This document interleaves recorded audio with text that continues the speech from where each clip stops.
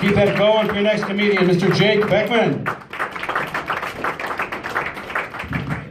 Hey, give me a clap if you hear somebody dumber than you.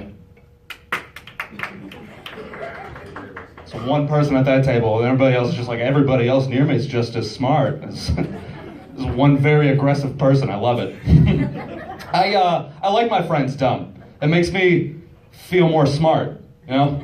The other day I had a buddy of mine who, he had a job interview with Edward Jones, and it sounded like it was going pretty good until we got to the part where he had to ask them questions. And they asked the 3 worst questions you can ask in a job interview. First thing he said was, do you guys drug test? Whoa, that's a bad place to start. A lot of people start off with like competitive benefits and wages. He just was like, hey, can I do blow in the bathroom? It's like, no, dude, that's a bad question. And the second question he asked, he said, really?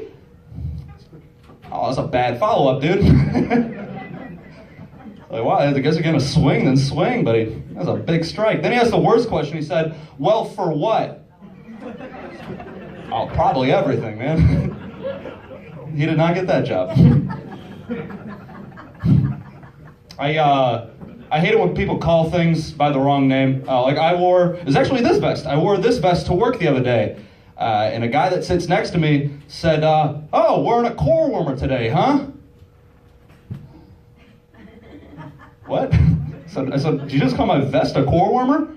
And he got defensive. He goes, yeah, it's called a core warmer because it warms your core. It's like, listen, dude, I'm wearing it. I know what it does. That's not the issue. My issue is that you just out-douched a guy wearing a vest. That's the problem here. It's like, is that what we're doing now? We're just gonna start naming our clothes by the function they perform? It's like, hey man, I like your glasses. Glasses? You mean my eye do-gooders? Hey, the cool socks you got on. Socks? These aren't socks, these are Tootsie Gripsies. It's a cool promise ring. Promise ring, you must be talking about my bitch cuff. I'm glad some of you guys are on board with that. I've had less than optimal responses to that joke before. In a very quiet room with people in the back yelling, hey, fuck you! It's like, all right, I guess can't argue with that one. It was good last week. I got a debit card with a chip in it recently. That's a cool thing, but using that for the first time, that's a lot like having sex for the first time.